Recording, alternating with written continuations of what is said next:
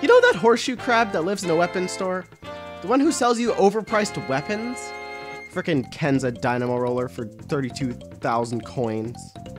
Well, what if I told you your favorite arms dealer is actually a fraud who abuses the fact that he is the only business in all of Angopolis that sells weapons for his own personal gain? You'd be very surprised.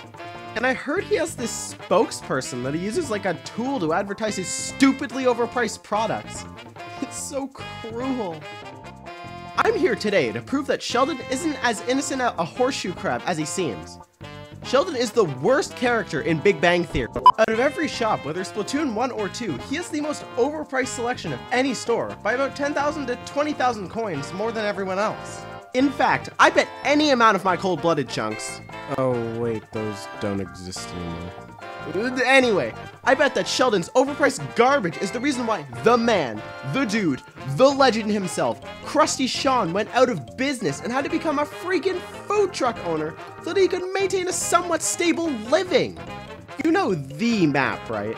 The one that I might have burned down a couple months ago? Sheldondorf Institute, one of the worst maps in the game, is owned by Sheldon.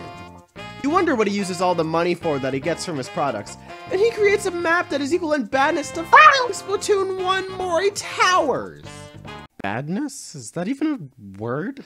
You think Sheldon actually needs those goggle glasses to see anything?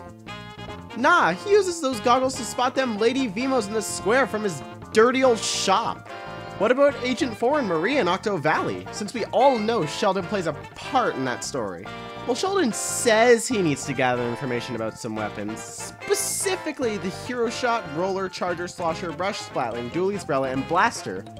But was he really in it for the information about the weapons, or was it something else? In my opinion, which is fact, Sheldon was in it not to help fight against the Octarians, but to get info on how to illegally modify base weapons like the Splatter Shot, to see how he could make them more overpowered to overthrow the Angopolis government. Speaking of, remember the Grizzco weapons? Weapons that are illegally modified from Mr. Grizz's personal stash? Now think, how did Mr. Grizz actually get a hold of these weapons?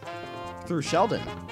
Remember, Sheldon is the only arms dealer in all of Angopolis, so it isn't that far of a stretch to say that he made them for Mr. Grizz at some point in history. For further proof, Sheldon is a crab. So whenever you go into Sheldon's shop, always remember that with the money you give him, every step of the way he is trying to break the law. So be careful with what you buy from him. And that's why I bought every single weapon!